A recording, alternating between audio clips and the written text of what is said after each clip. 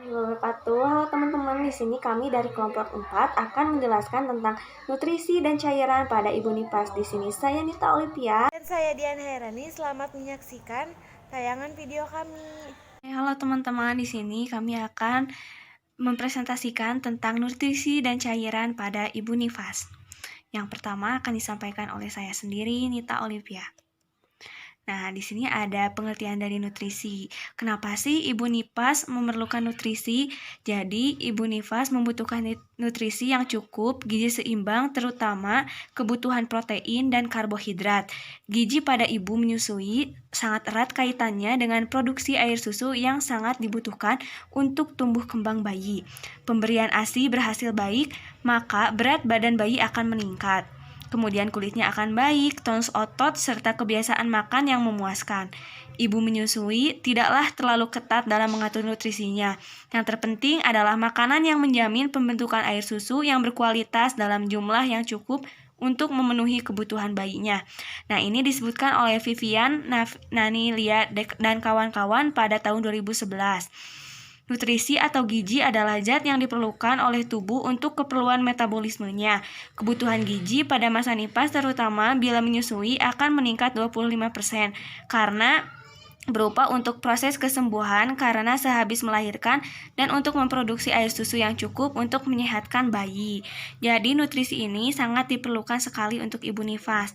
Nah, di sini ada sebuah jurnal yang telah kami temukan, sumbernya itu dari Jurnal Hubungan Pengetahuan Ibu Nifas tentang pentingnya pemenuhan nutrisi dengan proses penyembuhan luka perineum atau jana oleh Dewi Nurjayanti dan Nindi Yunintasari.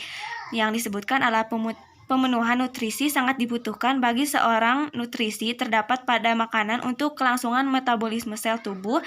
Menurut Astuti 2010, pemenuhan nutrisi sangat mempengaruhi terhadap proses penyembuhan luka pada perineum karena berperan pada penggantian jaringan yang rusak akibat proses persalinan. Menurut Paat 2005, salah satu faktor mempengaruhi pemenuhan nutrisi adalah pengetahuan seseorang. Jadi, selain nutrisi ini sangat sehat untuk si ibu nifas, ini juga dapat mempercepat pemulihan luka perineum saat ibu setelah melahirkan. Nah, di sini juga ada syarat gizi seimbang ibu menyusui pasca melahirkan. Ibu dianjurkan minum 8-12 gelas per hari, sehingga mudah dicerna dan tidak merangsang. Menghindarkan makanan yang banyak bumbu, terlalu panas atau dingin. Tidak menggunakan alkohol guna kelancaran pencernaan ibu. Dianjurkan banyak makanan sayur berwarna tinggi kalori dan protein, cukup vitamin dan mineral, mengonsumsi cairan dan buah segar dengan menu bervariasi dan seimbang. Jadi di sini itu sangat dianjurkan dan sangat dibutuhkan gitu seorang ibu itu untuk minum 8-12 gelas per hari atau sekitar 3 liter agar pencernaan si ibunya itu lebih bagus. Kita lanjut lagi, di sini ada faktor yang mempengaruhi gizi ibu menyusui. Pengaruh makanan erat kaitannya dengan volume ASI yang diproduksi per hari. Jika makan sehari-hari ibu seimbang, suplementasi tidak diperlukan kecuali jika kekurangan satu atau lebih gizi. Jadi, si ibu itu harus memiliki gizi seimbang agar tidak perlu adanya suplemen atau tablet tambahan yang bisa menguras uang gitu. Jadi harus seimbang gizinya. Kebutuhan makanan bagi ibu nifas lebih baik banyak. Kegunaan makanan tersebut agar luka-luka persalinan cepat sembuh dan bermanfaat sebagai cadangan laktasi. Maka sebaiknya makan harus teratur sekitar 3 kali hidangan. Tersusunnya itu dari makanan bergizi yang terdiri dari makanan pokok, lauk pauk, sayuran, dan buah-buahan, serta minum susu 1 kali. Dipergunakan aneka ragam makanan yang dipilih berbagai macam bahan makanan yang segar. Jadi makanannya juga harus segar. Ini bisa menjadi faktor yang mempengaruhi gizi ibu menyusui agar pada bayinya itu lebih sehat. Nah, ini nih yang paling ditakutkan, ada dampak kekurangan gizi ibu menyusui pada ibu. Jika kekurangan gizi, si ibunya itu akan kekurangan gizi juga. Jadi si ibunya itu tidak akan sehat.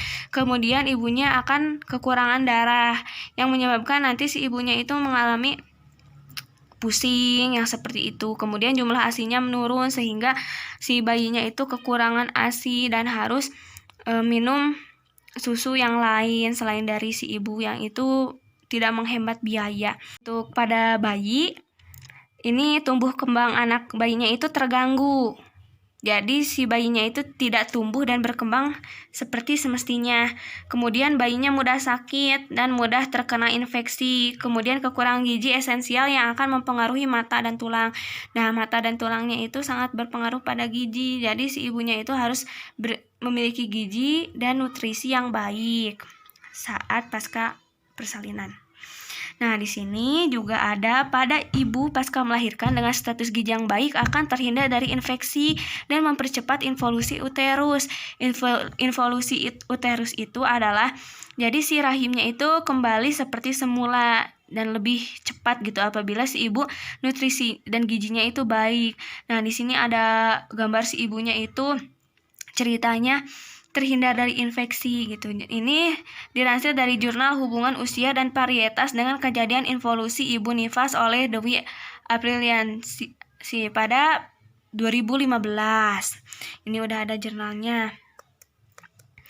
Nah, di sini juga ada menu makanan seimbang yang harus dikonsumsi adalah porsi cukup dan teratur, tidak terlalu asin, pedas, atau berlemak, tidak mengandung alkohol, alkotin, serta bahan pengawet atau pewarna. Di samping itu, harus mengandung sumber tenaga atau energi untuk pembakaran tubuh, pembentukan jaringan baru, penghematan protein. Jika sumber tenaga kurang atau protein, dapat digunakan sebagai cadangan untuk memenuhi kebutuhan energi, zat gizi sebagai sumber karbohidrat. Nah, di sini ada jagung, ada gandum, ada juga nasi sebagai sumber tenaga. Sumber tenaga agar gizinya itu bagus. Jadi yang dianjurkan itu ini. Nah, di sini juga ada sedangkan zat lemak dapat diperoleh dari hewani dan nabati. Untuk yang hewani itu dari daging sapi, kemudian yang nabati itu dari tumbuh-tumbuhan, misalkan buah alpukat. Ada juga sumber pembangun. Nah, di sini ada protein diperlukan untuk pertumbuhan dan penggantian sel-sel yang rusak atau mati. Protein dari makanan harus diubah menjadi asam amino sebelum diserap oleh mukosa usus dan dibawa ke hati melalui pembuluh darah vena portae. Sumber protein dapat diperoleh dari apa aja sih? Nah, di sini dari udang, telur, susu, dari hati ayam. Ini bisa kita temukan di mana saja. Nah, ada juga protein nabati, kacang-kacangan, tidak perlu yang mahal, ada tempe, tahu, yang berasal dari kacang kedelai. Nah, di sini ada satu jurnal Hubungan Antara Umur, Nutrisi, dan Indeks Massa Tubuh Terhadap Penyembuhan Luka Pos Sesar pada Ibu Nifas oleh Dia Nirmalasari pada tanggal 1 Juni 2020 ini baru aja ya dilansir jurnalnya. Tanpa adanya asupan makanan yang bergizi dan sedikit mengandung protein, proses penyembuhan luka akan lama dan pemondokan juga akan lebih lama. Sebaliknya, apabila asupan makanan sesuai diet yang diberikan, maka akan mempercepat proses penyembuhan luka post-setrio caesarea.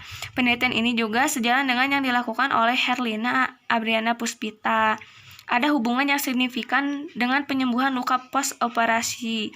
Berdasarkan hasil penelitian, maka dapat disimpulkan tidak ada hubungan antara umur dan IMT terhadap penyembuhan luka, tetapi ada hubungan antara variabel nutrisi dengan penyembuhan luka post-sesar. Nah, di sini kita bisa garis bawahi ada hubungan antara variabel nutrisi dengan penyembuhan luka post-sesar. Saat si ibu ini dilakukan post-sesar, kemudian si ibu diberi nutrisi dengan baik, maka lukanya itu akan cepat sembuh. Seperti itu. Nah, di sini ada sumber pengetur dan pelindung meliputi mineral, vitamin, dan air. Nah, di sini ada buah-buahan. Jadi mineral itu yang kayak kacang-kacangan, vitamin, misalkan vitamin C, jeruk, kemudian air.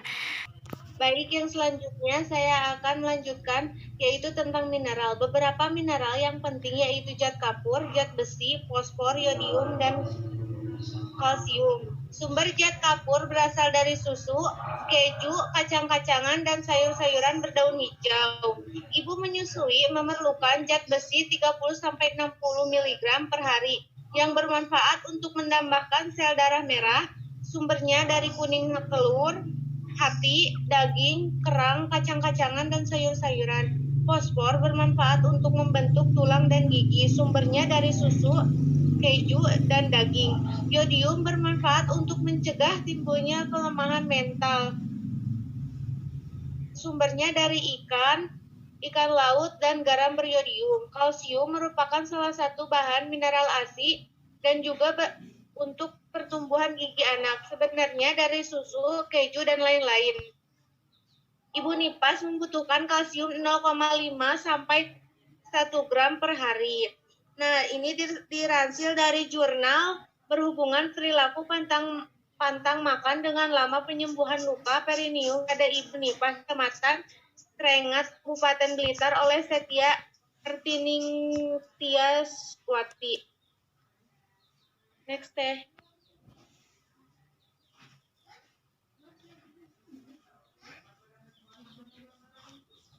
Sudah ada teh.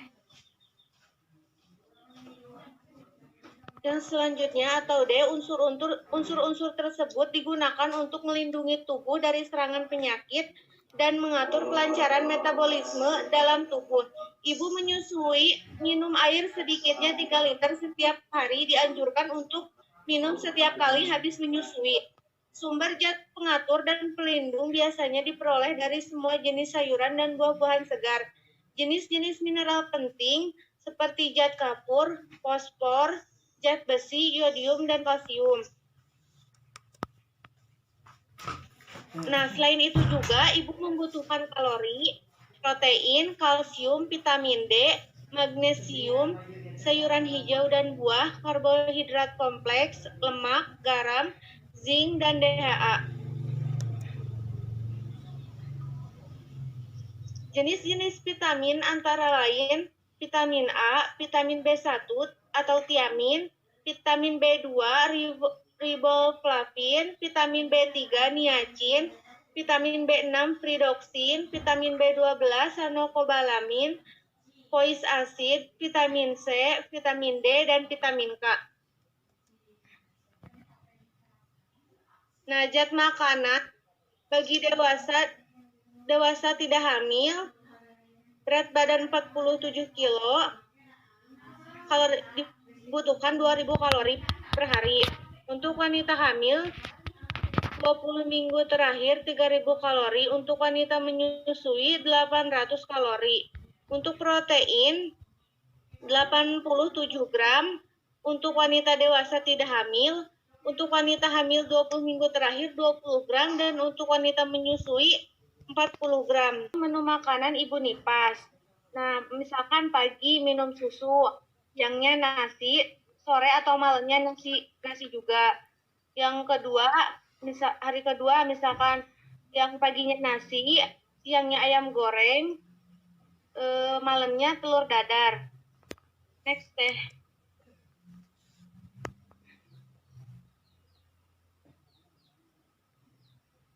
Pola makan.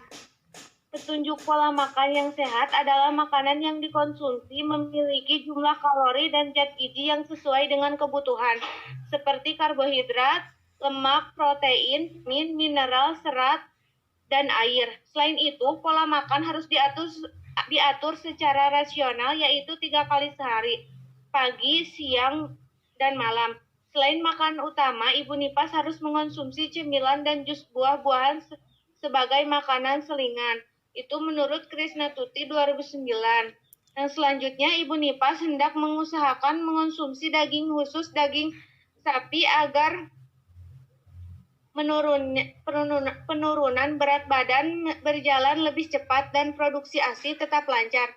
Karena daging sapi memiliki banyak serat yang dapat melancarkan buang air besar, sehingga tanpa diet Ibu tetap memiliki badan yang ideal. Selanjutnya, itu ada buah dan juga sayur dan buah. Selain itu, sayur dan buah pun juga mengandung banyak serat yang dapat memperlancar air besar pula.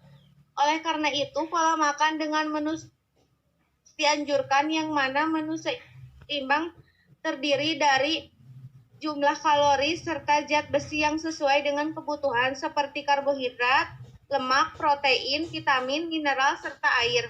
Sebagai contoh, makanan yang terdiri dari nasi, ikan, sayur bayam, apel, dan susu. Sedangkan jenis makanan makanan yang dianjurkan untuk dimakan ya, seperti yang disebutkan tadi, yaitu ada daging sapi, nasi, buah-buahan atau apel, yang selanjutnya sayur-sayuran. Next teh. Nah, untuk alternatif murah meriah, ada telur, sayap ayam atau sayur daging ayam, ubi-ubian, dan sayur-sayuran. Next teh. Nah, di sini ada sebuah jurnal menurut Ardianti 2017 bahwa konstipasi pada ibu hamil dapat diatasi dengan mengonsumsi buah-buahan.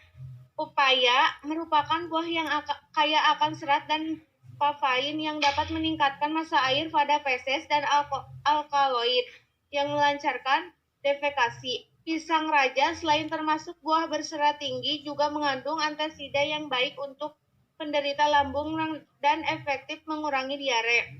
Sumber Jurnal Asuhan Kebidanan pada Ibu Nifas dengan konstipasi pada pakar yang melatar belakangi oleh Agustina 2019.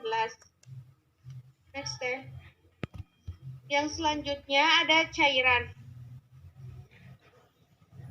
Fungsi cairan sebagai pelarut zat gizi dalam proses metabolisme tubuh. Minumlah cairan cukup untuk membuat tubuh ibu tidak dehidrasi. Asupan tablet tambah darah dan zat besi diberikan selama 40 hari postpartum. Minum kapsul vitamin A 200 unit menurut Marni 2012. Konsumsi cairan sebanyak 8 gelas per hari. Minum sedikitnya 3 liter tiap hari. Kebutuhan akan cairan diperoleh dari air putih, sari buah, susu, dan sup. Nutrisi lain yang diperlukan selama laktasi adalah asupan cairan. Ibu menyusui dianjurkan minum 2-3 liter per hari dalam bentuk air putih, susu, dan jus buah. Anjurkan ibu untuk minum setiap kali menyusui. Mineral, air, vitamin digunakan untuk melindungi tubuh dari serangan penyakit dan mengatur kelancaran metabolisme di dalam. Zat mengatur tersebut bisa diperoleh dari semua jenis sayur dan buah-buahan segar. Ini menurut Vivian, Nani Livia Dewi, dan kawan-kawan. Ini sumbernya itu dari Jurnal Hubungan Perilaku Pantang Makan dengan Lama Penyembuhan Perineum Ibu Nifas oleh Setia Hartiningsih. Oke, yang terakhir ini ada cairan yang dibutuhkan itu apa aja sih? Nah, di sini ada air. Di sini dibuktikan bahwa kita sebagai ibu nifas harus mengonsumsi air yang cukup agar tidak dehidrasi, minimal 3 liter per hari atau sekitar 8 gelas. Ini juga di bawah ada jus-jus buah-buahan sebagai alternatif untuk menambah cairan kita. Ada juga di sini susu prenagen atau laktamom untuk suplai tambahan cairan. Tetapi jika tidak ada juga tidak apa-apa karena sudah ada air dan juga jus buah-buahan yang lebih murah dan lebih hemat di kantong. Terima kasih teman-teman untuk perhatiannya. Sampai jumpa.